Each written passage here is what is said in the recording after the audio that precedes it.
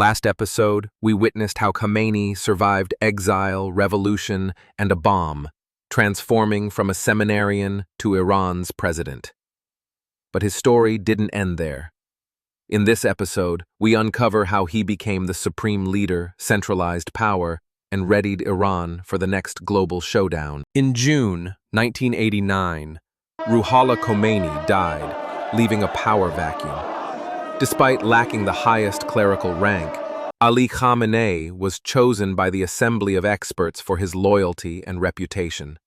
A constitutional amendment shifted the supreme leader's identity from marja to vocationalist, solidifying Khamenei's path. He inherited Khomeini's mantle, and with it, control over the military, judiciary, media, and religious organs. Elections still mattered, but only on his terms. Khamenei recreated the state. He appointed loyalists and created bodies like Sitad, worth an estimated $95 billion, to undercut parliament and bureaucracy. The Expediency Discernment Council became his legislature, the Guardian Council his ideological filter. Human rights abuses, censorship, and digital surveillance followed, tools of a regime more North Korea than democracy. Beneath the veneer of government sits the IRGC, parallel army, secret service, business empire. Khamenei elevated it into a Praetorian constant. It manages besieged militia, controls oil and telecoms, funds regional proxies in Lebanon, Yemen, Iraq.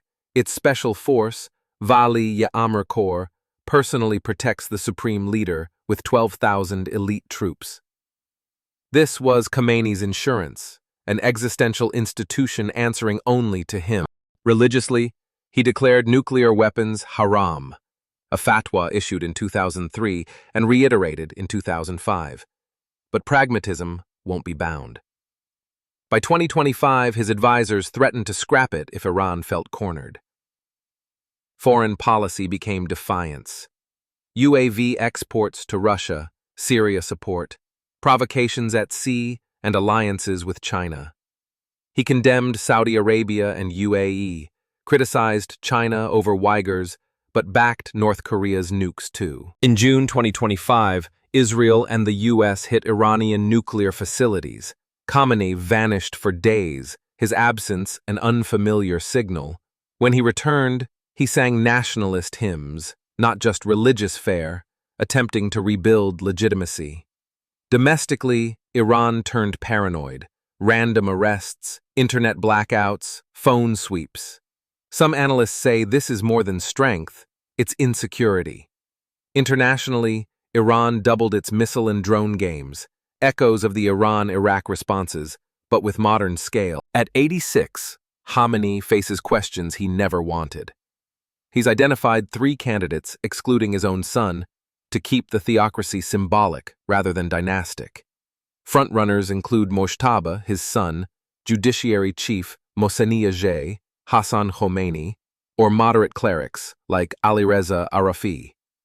Any succession risks a violent struggle, IRGC versus clergy, hardliners versus reformists, during a sick power vacuum scenario deeply feared by many. Khamenei's reign is built of faith, force, and fear.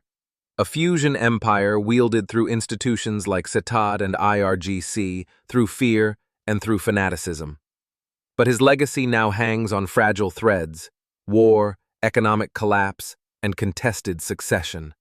In our next Deep History series, we'll analyze Khamenei's Iran, from underground descent to nuclear brinksmanship, and ask, what happens after the shadow falls? If you found this telling, subscribe and ring the bell, because the end of this story could define the future of the Middle East and maybe the world.